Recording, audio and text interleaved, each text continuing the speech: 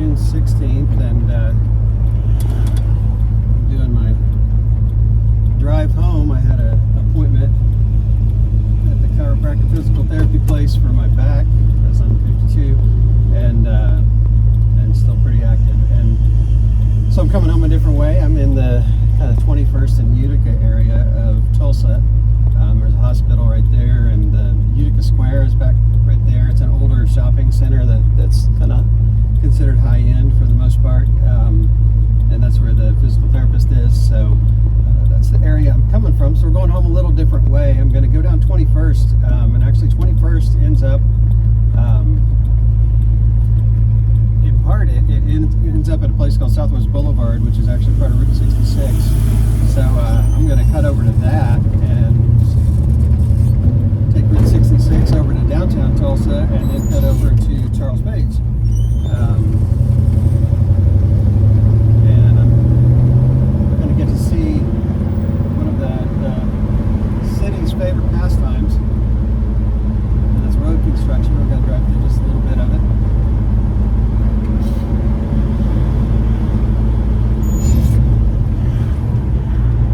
Truck seems to do real good at staying cool when I'm just idling. It does a good job when I'm driving. The needle just stays right above the lower small dot on the temperature gauge, and one time it really gave me trouble overheating was at the Centennial Parade when we were stuck in stop and go traffic. I did not like that, which I think is interesting, because if I'm driving and there we go. If I'm just driving and drive on the highway or something a little ways, and then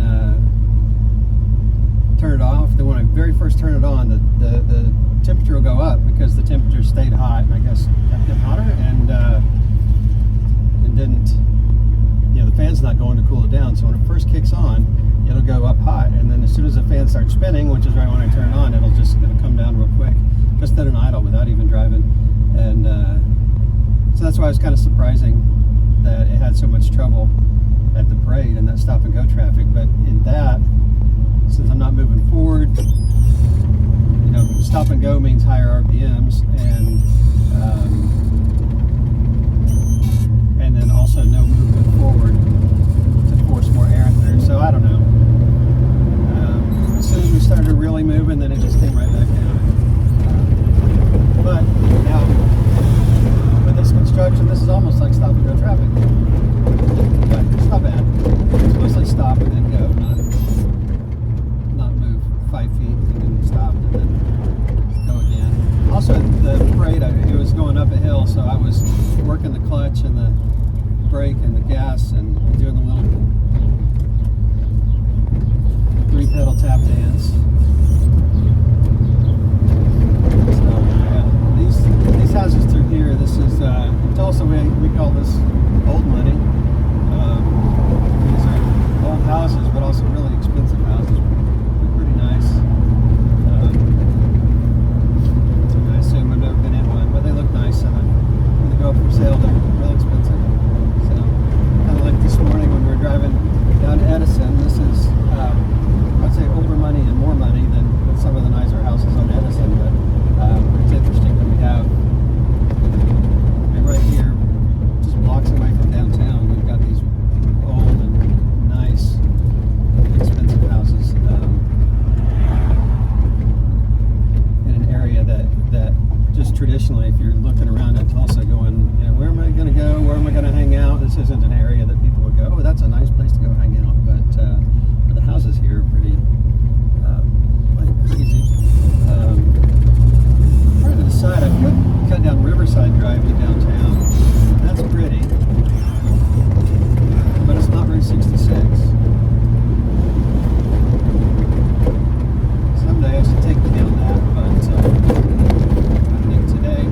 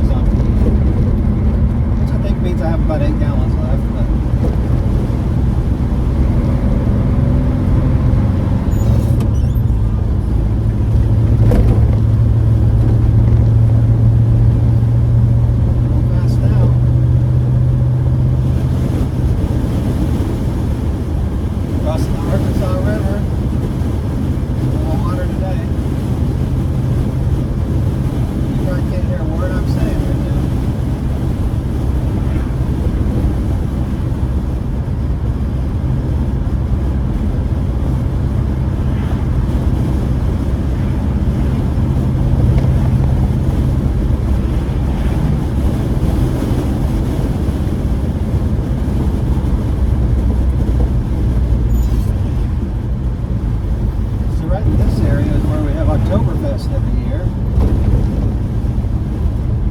I haven't been in a really long time because I pay $20 to park, $20 to get in, and then $20 for a sausage and whatever, full of sausage, whatever you want to eat. $20 for a beer. And I don't know, it's an expensive evening. It's just not really that fun to me. I guess that music and dancing is also not my thing. I mean, I like music. I like music a lot.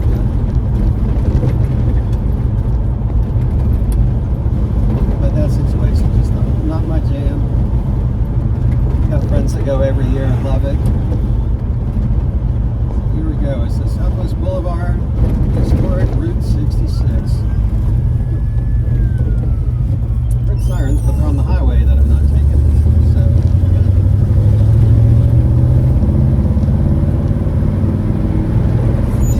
on the left, we have Mother Road Motorsports. I like that they've embraced the identity. It's a motorcycle place.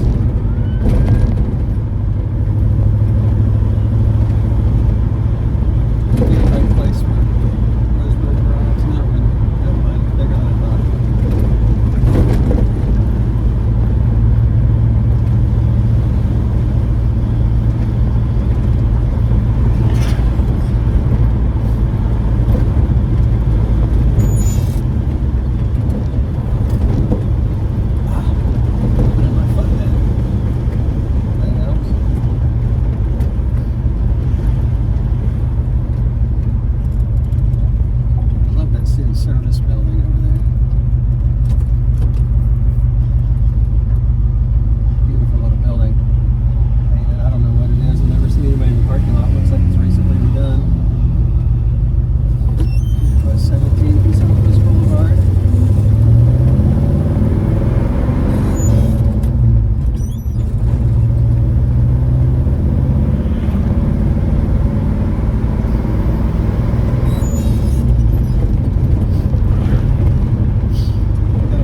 Signs here that are like old ones. I don't know where they're from, but they're the Capitol Motel, Tulsa Auto Court, stuff like that. And then on the other side, we got the Cyrus Avery Memorial. And of course, here, if I can hit it.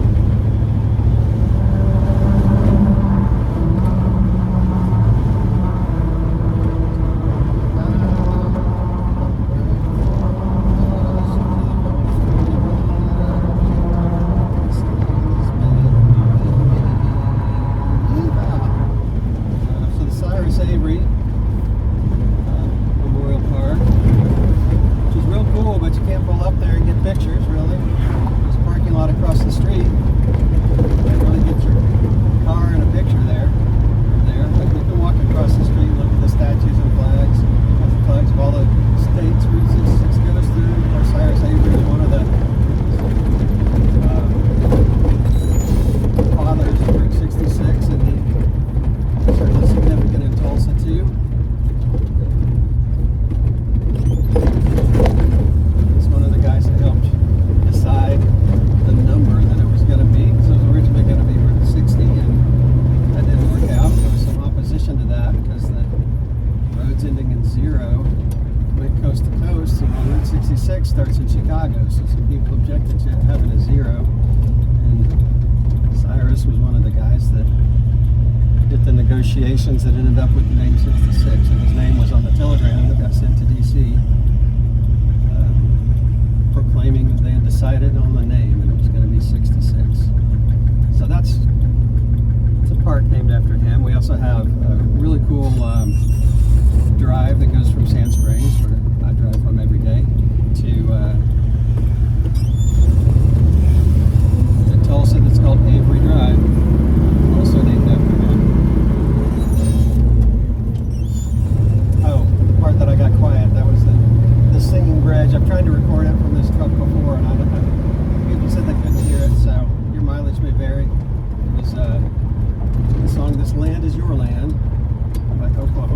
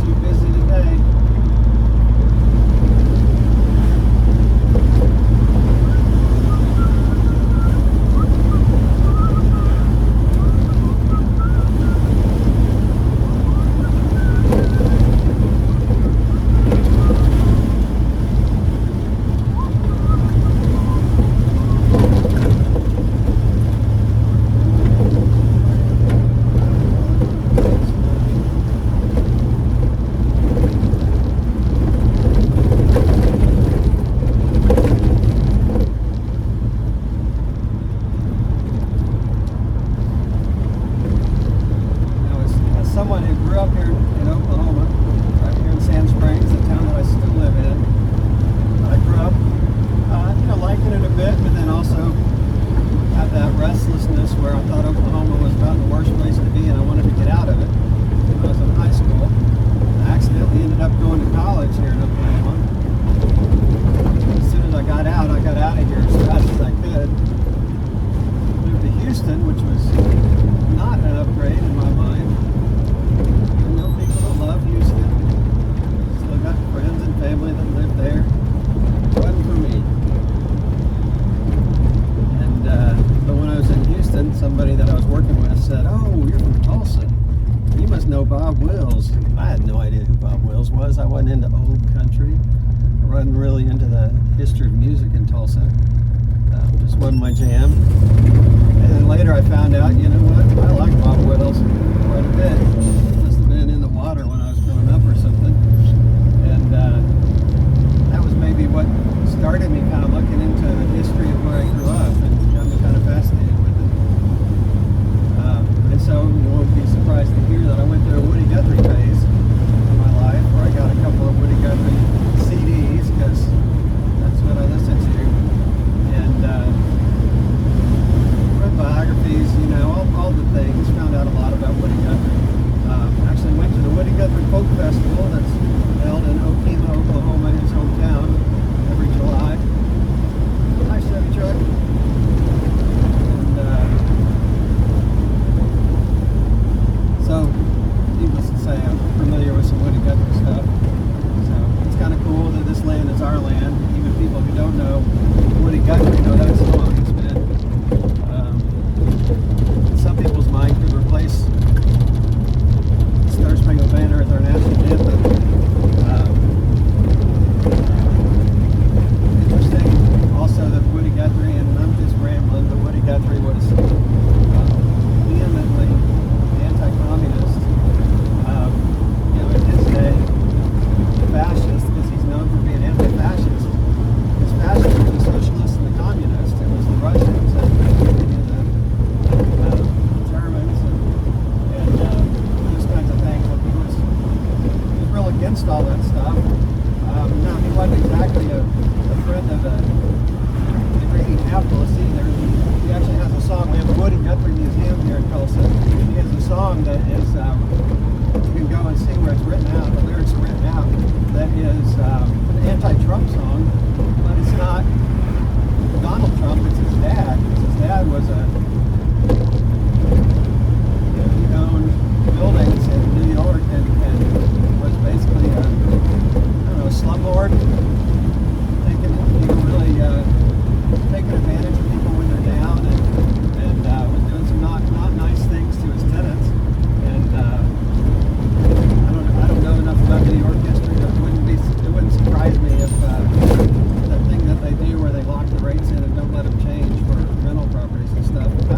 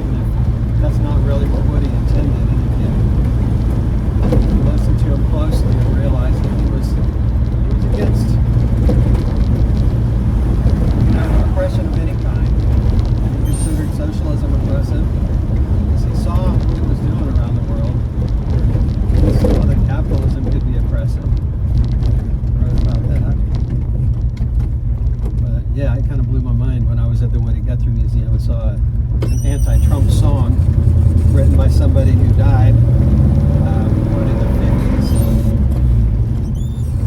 that was interesting. Fun.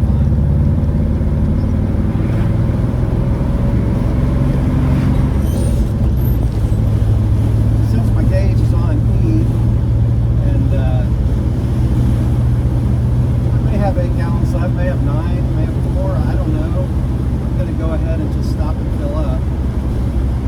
I was thinking of not filling up until after I changed the oil pan on Friday, but then I'm like, how's having a full tank or an empty tank, how does that make any difference to that? So I decided I'd go ahead and fill up. So I'm going to pull in, and I'll stop the video, and I'll just make my way home by myself after that. Still, it's been good talking to you. Thanks for joining me for this ride. This one I was a little more talky than some. A little more rambling than some, but we saw some new places and I had to talk about those. So you know what I see, you know what I think about as I'm driving. Here we go, Sinclair. This is Joe's, little neighborhood gas station. Big green dinosaur, got a little purple dinosaur. We do like the dinosaur, it reminds us of the route.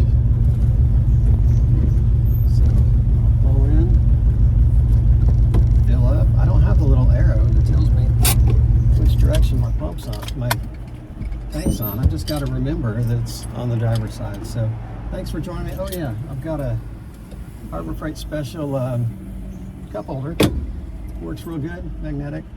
Sometimes they're free or cheap. So, all right, see everybody later. Bye.